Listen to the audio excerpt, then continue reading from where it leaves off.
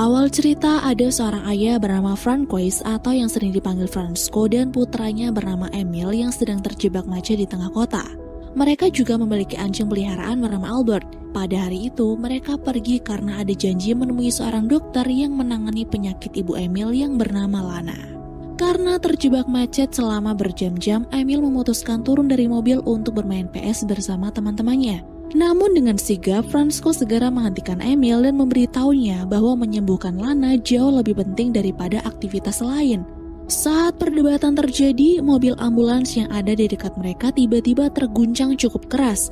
Kemudian terjadilah hal aneh di mana ada manusia setengah burung yang keluar dan mulai menyerang para petugas di sana. Ketika yang lain diserang brutal oleh si manusia burung ini, berbeda ketika dia mendekati Emil dan Fransko karena ia tak menyerang dan lebih memilih melarikan diri. Meskipun kejadian ini terlihat sangat di luar nalar, orang-orang tidak terlihat panik karena sudah terbiasa melihat manusia yang bermutasi menjadi binatang. Singkat cerita, Emil dan Fransko akhirnya tiba di rumah sakit dan bertemu dengan dokter yang menangani penyakit Lana.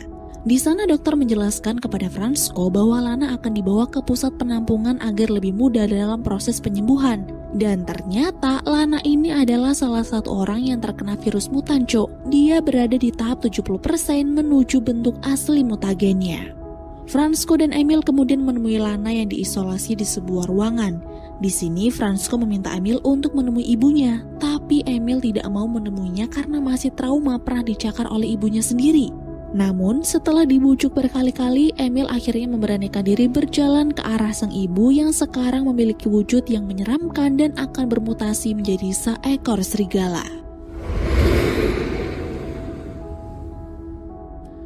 Keesokan paginya, Fransko dan Emil pindah ke sebuah desa yang tak jauh dari pusat penampungan mutan.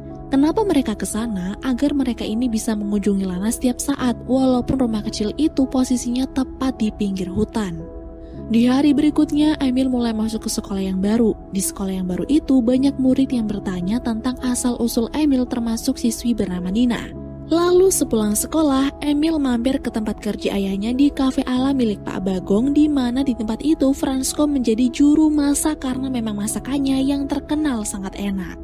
Suatu malam, desa tersebut dilanda hujan badai yang membuat listrik rumah Fransko padam. Ketika Emil menemani ayahnya untuk memperbaiki saklar, tiba-tiba dia melihat sosok mutan.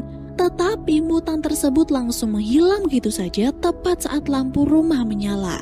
Di pagi harinya, Fransko dan Emil lanjut membersihkan rumah dari batang-batang pohon yang tumbang karena badai semalam.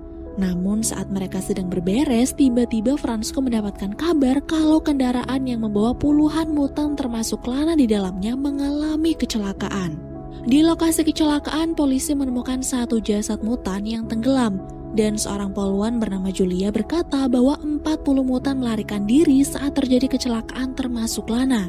Lalu karena menyadari istrinya sedang berkeliaran, Fransko pun kembali ke rumah dan memasang beberapa pakaian di dahan pohon dengan tujuan memancing kehadiran Lana. Di hari berikutnya, Emil mengikuti lomba tarik tambang yang diadakan di sekolahnya. Dalam lomba tersebut, Emil secara ajaib mampu menahan 5 orang sekaligus dan berhasil mengalahkan lawannya. Hal itu pun membuat siswa lain termasuk Mulyo menyukai Emil dan mengundangnya untuk datang ke pesta. Namun menyadari ada yang aneh pada dirinya, Emil memilih pulang ke rumah dan terkejut karena ada cakar kecil yang tumbuh di dalam kuku jarinya, Cok. Melihat keanehan itu, dia langsung mencabut cakar tersebut, namun setelahnya ia mendapati kalau tulang punggungnya mulai menonjol. Hal ini pun terus saja membuat Emil ketakutan karena bisa jadi kini ia telah terkena virus mutagen hibrida yang sama seperti ibunya. Sementara itu di sisi yang lain, Fransko yang sedang berbelanja di supermarket tak sengaja bertemu Julia yang menjanjikan Fransko kalau pihak polisi akan segera menemukan Lana. Lalu di waktu yang sama tiba-tiba kegaduhan terjadi di pusat perbelanjaan ikan. Saat dicek ternyata ada mutan gurita sedang mencuri ikan. Untungnya Julia berhasil menangkap mutan tersebut, sedangkan Fransko tak sengaja bertemu dengan mutan bocah terenggiling yang bersembunyi di kolong meja. Pada keesokan harinya saat sarapan, Fransko mengajak Emil mencari Lana ke hutan. Tapi karena hari ini ia harus datang ke pesta temannya, Emil meminta kepada ayahnya agar mencari ibunya besok pagi saja. Singkatnya, di pesta ulang tahun temannya itu, Emil mabuk berat, dan tidak sengaja menunjukkan sikap hewanismenya seperti menjilat tangan Nina. Dan karena takut, teman-temannya pun curiga sehingga Emil memilih pergi ke dalam hutan. Saat pagi tiba, Emil merasa kebingungan karena secara ajaib ia terbangun di tepi danau. Tidak hanya itu saja, saat Emil hendak mandi di rumah, ia juga menemukan sehelai bulu burung tersangkut di mulutnya dan bisa jadi nih Emil telah memangsa seekor burung. Setelah mandi, Emil diajak ayahnya ke hutan bersama Albert. Mereka mulai menyusuri semak-semak dan berteriak memanggil nama Lana di tepi rawa. Hari itu keduanya terus mencari Lana hingga malam hari. Mereka tak menyerah dan bahkan memutar lagu kesukaan Lana di mobil dengan sangat keras. Sayangnya, meskipun sudah berteriak ke sana ke sini, mereka masih saja belum menemukan wanita itu. Ketika hari menjelang pagi, Emil terbangun karena mendengar suara gesekan rumput. Albert yang penasaran pun berlari ke arah hutan disusul oleh Emil. Di dalam hutan itulah secara tiba-tiba Emil diserang oleh sosok mutan burung yang pernah ia lihat sebelumnya yang bersembunyi di hutan bersama bocah mutan bunglon. Yang kemudian mutan burung itu merobek lengan Emil dan membuatnya berteriak sangat keras. Menyadari Emil pergi ke dalam hutan, Fransko menyusulnya dan menyelamatkannya saat diserang oleh mutan burung. Sesudahnya mereka kembali ke mobil dan akan membawa Emil ke rumah sakit. Emil tahu nih kalau lukanya cukup parah. Tapi jika dokter nanti memeriksanya, dia pasti akan tahu mutagenya sudah mulai berkembang. Beberapa saat kemudian, perjalanan dihentikan oleh sekelompok polisi yang sedang mengamankan kuda milik warga. Julia yang kebetulan ada di sana pun memberitahu Fransko bahwa semalam ada mutan yang membantai kuda-kuda milik warga. Lalu melihat luka Emil, Julia pun membawa Emil ke kamp petugas. Di sana luka Emil dijahit oleh petugas polisi yang untungnya tak tahu tentang mutagennya. Keesokan harinya saat Emil mengikuti kelas sains, ia secara tiba-tiba mendapatkan wangsit berupa pendengaran yang sangat tajam layaknya seekor serigala. Dan di dalam lab science itu, Emil merasa terganggu dengan suara berang-berang dan secara tak sadar berteriak di dalam kelas. Sepulang sekolah, Nina mengajak Emil ke rumahnya. Di sana Emil menemukan seekor burung yang sudah mati di lemari es milik Nina. Mengetahui hal ini, Nina berusaha menjelaskan kepada Emil kalau dirinya ini sangat suka dengan hewan. Dia juga mengklaim bahwa dirinya tak setuju dengan pemerintah yang mengisolasi mutan di pusat penampungan. Menyadari Nina mendukung perlindungan hewan, Emil pun mulai jatuh cinta nih kepada Nina. Tidak hanya itu, Emil juga tidak ingin memakan burung lagi dan memilih berburu ikan untuk dimakan.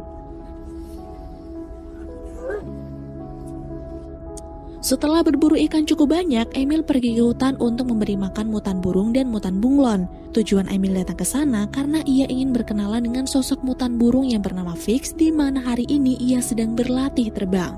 Menyadari tubuh Fix penuh luka akibat terbentur tanah, Emil pun membawa Fix ke rawa dan memintanya agar berlatih di sana saja karena lebih aman.